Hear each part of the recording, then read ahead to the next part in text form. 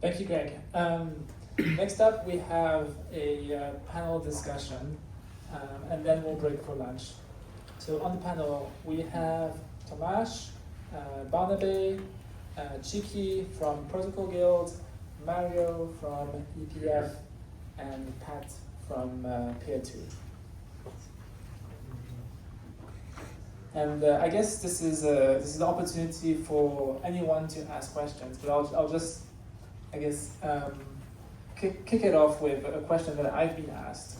I guess this one's addressed to Chiki, which is, can the Beam teams expect to be supported by Protocol Guild, and if so, like, what is the process and story here? Diving right in, all right. Yeah, so the answer is it's complicated. So in a way, I could answer, we kind of already do, right? Yourself and other members here, our Protocol Guild members are benefiting from this mechanism, but then I know there's a lot of you that are focused on like the client implementations that are not eligible. And what we basically need to assess from Protocol Guild's perspective is how do we expand our eligibility framework to account for Beam Chain client development in a way that doesn't open us up for capture in other ways, right? And so maybe just to take a step back, so today, I think all mainnet clients are eligible for Protocol Guild membership, and like they're specifically named in our eligibility framework. But we do have this caveat that, like, to be eligible for membership, you need to have be technically diversified, like basically not just a clone of someone else. You need to be like producing your own blocks, like mainnet ready. And so these kind of things would currently make the Beam Chain clients ineligible, right? It doesn't mean we don't think that you are fantastic core devs. It means that, as I said, we do need to expand our eligibility framework. But of course, we want to do that in a way that's like mindful of a few things. Number one is, quite frankly, our funding levels are also like far lower than we would like them to be. If we onboarded all of you into Protocol Guild today, you would not be satisfied with the financial incentives. But that's not your onus. The onus is on us, the core team of Protocol Guild, which includes myself, Trent Van Epps, and Peter, to basically fundraise more. So that's one challenge for us. And then the second challenge for us is that the arc that we're on so far is that we have made it more difficult for client teams to join Protocol Guild so far, because we want to make sure that they can't just have someone who just forks Geth and gets the salary from Protocol Guild. And we're also mindful of the fact that more clients add testing overhead, as we all know, right? And so we're actually currently discussing with the membership about capping the number of client teams. And this will be a tricky discussion. There's a bunch of ways that this can be done, but this gives you an insight into basically how we're thinking about this. And so fundamentally bringing it back to Beam Chain, what's relevant to you guys is that, like, from a research perspective, the things that can ultimately impact the spec of Ethereum, we already today consider that eligible work. So if you are doing that kind of work and you are not a Protocol Guild member, maybe talk to Justin to intro to us, or talk to me directly, and we can see if that's actually the case. If you are a client team, we basically have to have more discussions internally and externally, which means that with the client teams, for how we can expand our eligibility framework in a way that will not open us up to capture in other ways. And I guess specifically because Protocol Guild is not like operated in a unilateral way. We need to have buy-in from the entire membership. And one thing that we have heard from Protocol Guild members today is that they would really like to consider Beam Chain clients. They would like to have more clarity on like what is the timeline for eventually bringing Beam to mainnet. And of course, these things are very tough. But hopefully this gives you a good context on like the kind of the battles that we have internally, both from a fundraising perspective, both from like a capture perspective, because of course we do hope to raise our fundraising by orders of magnitude, at which point the financial incentives of that could could increase the governance overhead of protocol build to a level that is completely unsatisfactory for the mechanism, right? So these are the kind of dilemmas that we have. And but again, fundamentally for the group here, for your peers, if you're working on research, you should be eligible. If you're working on a client team, you're probably not eligible at this point, but please work with us so we can figure out what is the correct wording to make sure that Beam clients can be eligible even probably before they hit mainnet, but perhaps once the timeline for this has been solidified a little bit better. Wow, very detailed answer. Thank you so much for that, Chiki. I'll ask my second question, and then I guess we can open it up to the group. This one's targeted to Barnaby. So on June 2nd, we had these new strategic objectives: scale L1, scale blobs, improve UX. And the Beam chain doesn't fall within these short-term objectives. How do you think about where the Beam chain fits, and how does this impact funding? Yeah, great question. Okay, so I think what's helpful maybe is to give a bit of context as to why we went with that model of the reorg. And I would start actually 3 years ago when we shipped the merge. I think it was like a flashpoint in the existence of Ethereum, but also in the existence of the EF and the way that things were organized at the EF. I feel like that was the place where we had almost the most alignment between our research resources, our engineering resources, and the community. Like we are all aligned on this is the one thing that we really need to ship. After the merge, it was a bit less clear. I think the research resources were keeping on that momentum, so we are more focused perhaps on the consensus layer, like trying to deliver like more ideas around different consensus model, thinking about MEV from the consensus layer perspective. Scaling, we had this narrative that since we have the rollup-centric roadmap, rollups are the ones that are supposed to scale, so we're going to try and provide them like a bit more resources in the form of blobs. And over time, I feel also that the community was raising more and more issues that we are not really like paying attention to. So the alignment in general felt a little bit iffy.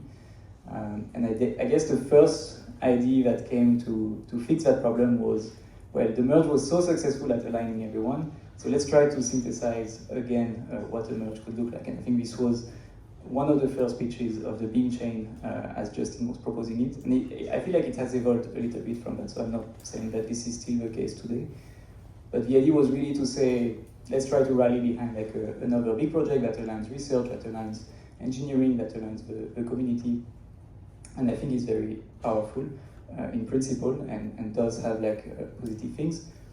But part of what the community told us after that was, okay, yeah, this is good, like we want fast finality, we want all of the things that are on the Beam chain bucket list, but also with the merge taking so long, like there's a bunch of things that we also really, really want that we think you guys will need to focus on, that are equally important perhaps as everything that's on the Beam chain docket, but more urgent to us to deliver on. And these things are scaling the L1, scaling the blocks, and improving the UX, as I understand it. And so with our announcement on June 2nd, I think the idea for us was to say, we've heard that, we've heard like how urgent, how important, like how we need to deliver and execute perfectly on the path of shipping these three things. And that seemed to say, well, what about the things that are not these three things? And that's another part which I think is interesting, which is the EF has never been like extremely legible, and sometimes we don't really say exactly what we're working on or not working on. And with this step that we took in June, it was kind of unprecedented to make extremely legible the things that we are like, okay, this is extremely urgent for us to do, and leaving implicit the rest. But it almost like shone an anti-light on the things that were not present in the announcement, such as Beam chain. And so now to me, like the right way to think about it is to say, we have our three strategic priorities. Another thing that we have heard that was kind of missing from the announcement and that we are working hard to fix is to say, what about security of the network in that context? So the first thing we want to say is these three strategic priorities will always live within the framework where we never like destroy the network. We always have 100% uptime. So that's like the first thing we need to make clear. And the second thing is, these three strategic priorities doesn't mean that these are the only things that are important to us. And thinking about the transition to post-quantum security, thinking about next-gen censorship resistance, thinking about next-gen consensus, these are things that are also important and that we need to be able to keep allocating resources to at the EF and outside of the EF. And so I think that's, at least to me, that's kind of the direction that we're heading. And yeah, in mid-July we'll have an announcement that I hope will go more into details around this thinking. But yeah, so sorry for the stress that perhaps the initial announcement has caused. I think we still realize that these issues are important, but we do really want to emphasize that these three things, scaling the L1, scale the blobs, improve UX, we've heard so much that they're extremely urgent, like they're top of mind for so many people that are users of Ethereum, programmers, businesses building on Ethereum, and we really need to show a very strong commitment that we are going to deliver on these three things. Thank you, Manoli. Another very detailed answer. Any questions from the audience? Okay, I guess I'll ask my third question then. This one's for Pat, who is the CEO of Peer2. I mean, from my perspective, you're pretty unique in the sense that you already have an existing business and you've been funding so far completely out of pocket development of your client, Lantern. I was wondering, like, what are your expectations as a client from the future, and what is your take on like some of the answers that were given by Chiki and Dominic? Sure, so maybe just a quick introduction. So Peer2, we have been doing a lot of staking as a service, so working with exchanges and funds and custody providers. Possibly the staking model, if Justin has his way, won't be too viable in the future, so we might need to look at a few other things. But in terms of looking at the future and looking at the Beam chain, we're really fortunate that we have a team that just really loves Ethereum. So contributing in the open source space has been a pleasure in that sense. But as well as that, it also has the benefit of being able to become really informed on the topic of staking and sort of providing the customers that use our services with a lot of security, that we're thinking about the future of Ethereum, the future of how we can really battle harden our setups, so on and so forth. So I think that's an added benefit. When it comes to things like protocol guild and client funding and client diversity, I think it's really important that, the Ethereum Foundation and the ecosystem isn't wasting time and isn't wasting money generally. There's a lot of incredible teams that are contributing to the space in an incredible way, but we can't have 20 clients. There's the argument that you don't need too many more than 3 or 4 or 5 possibly. So making sure that you really strike that balance has been something that I think Ethereum to date has done quite well, and I don't envy being in Chiki's position of having to sort of choose who is actually really valuably contributing to Ethereum and sort of setting those standards for what funding looks like. So interested to see how it all evolves, but striking that balance between appropriate resource allocation and ensuring that you have the appropriate decentralization properties that you get from client diversity is a challenge, and I look forward to seeing how that gets solved. Thank you. Actually, I have a question for you first, but then I'll go to Mario.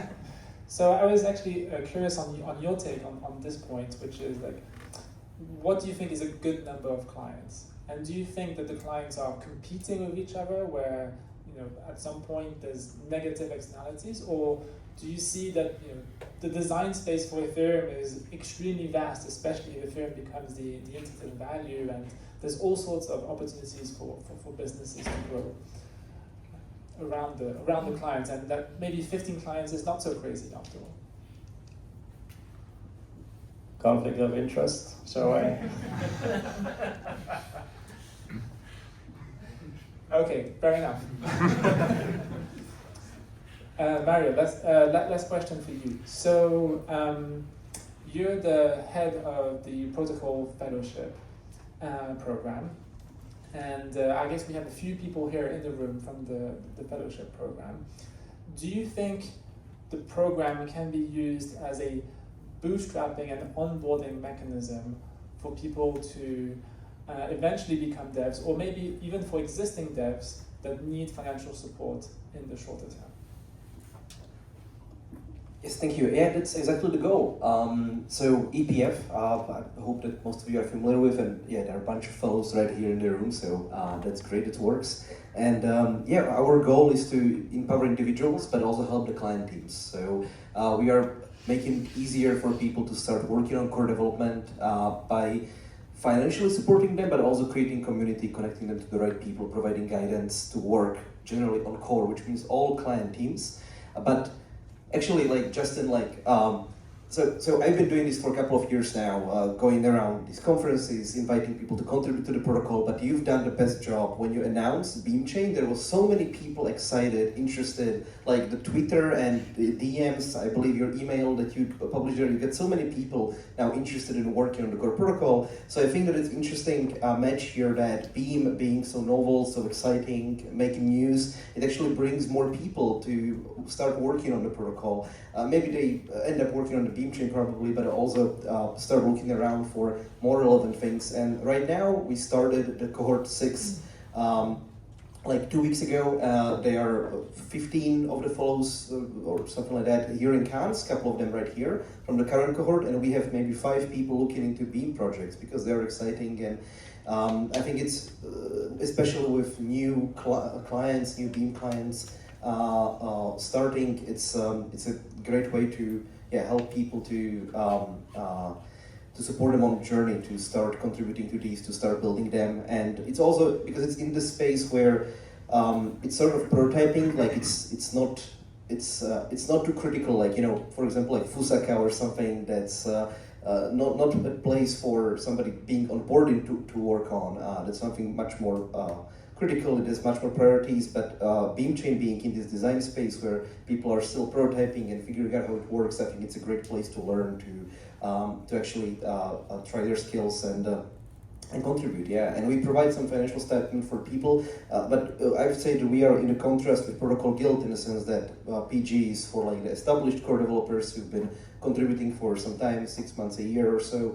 And we are on the other side of the spectrum that if you want to get started and you have we believe that you have the talent, the actual skill to get into this, we will guide you on the journey and provide help.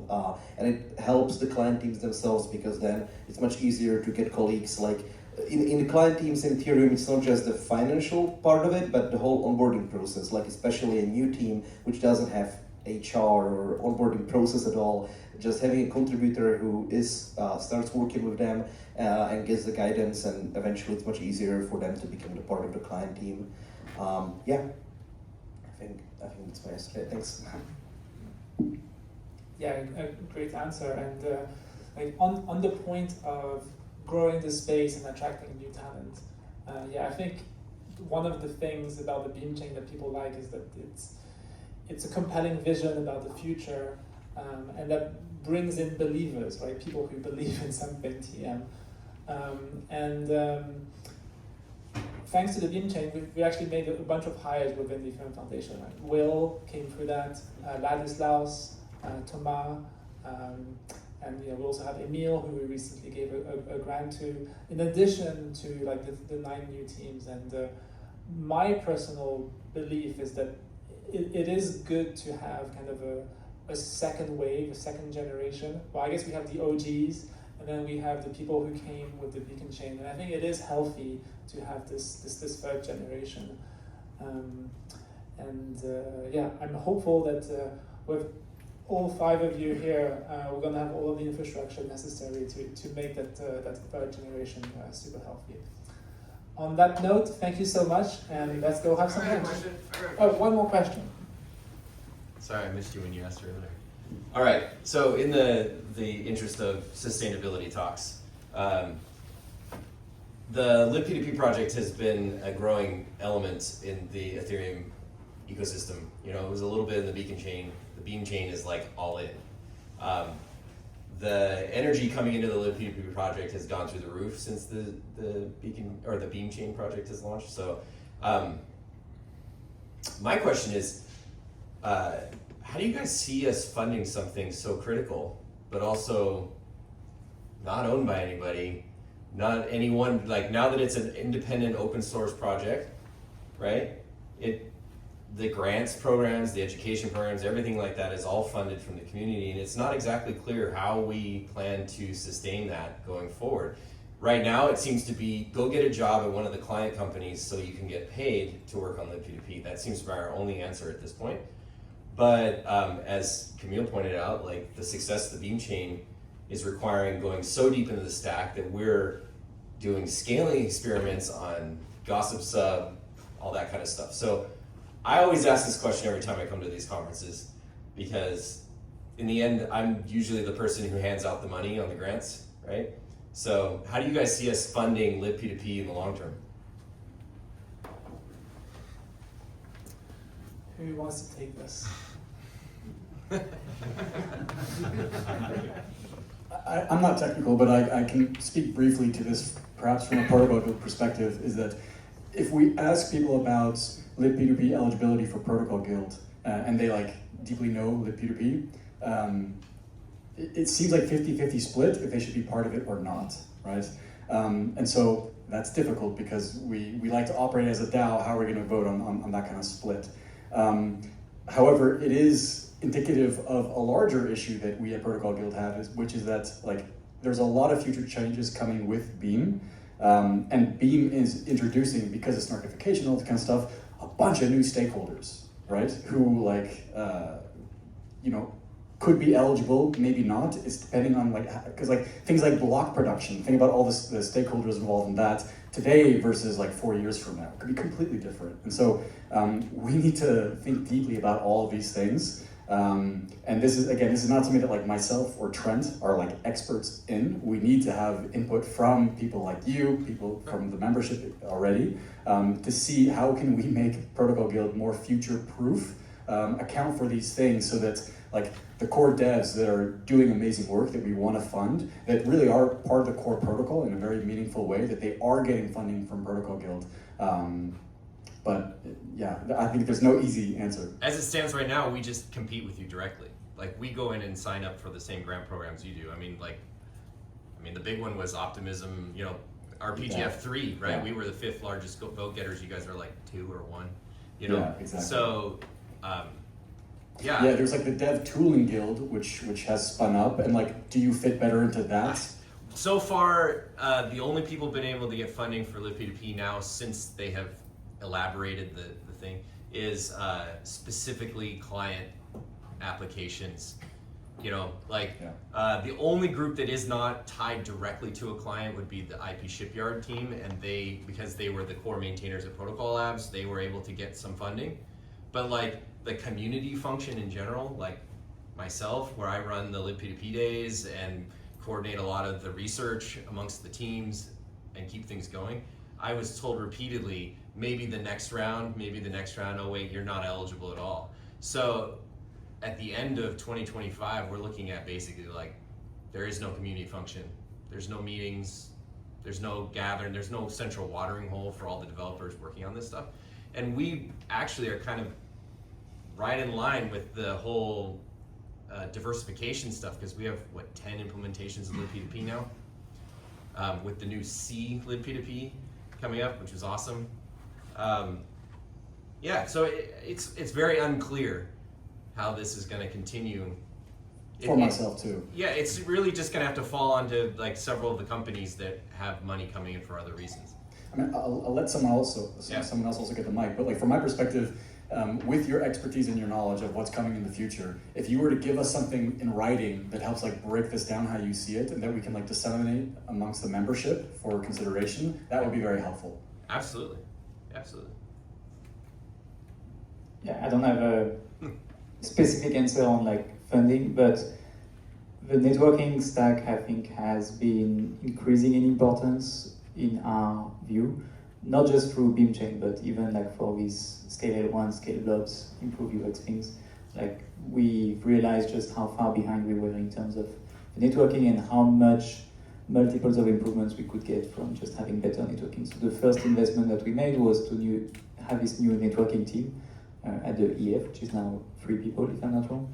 And it's Raul, right? So With Raul, yeah. he's one of the OG libp2p guys. So. Yes, which maybe is an example of what you were describing before, Yeah. of people just finding jobs. Yeah. But I'm probably not the person to have this conversation with because I'm not directly working on this. But I think if you feel like a very critical part of our stack is in danger, then it's a conversation that we should have, and I will be happy to route to the right people. Let me be clear, it's not in danger because the core maintainers all work for the various companies that are funded in other ways. You know, like Alexi does .NET libp2p, right?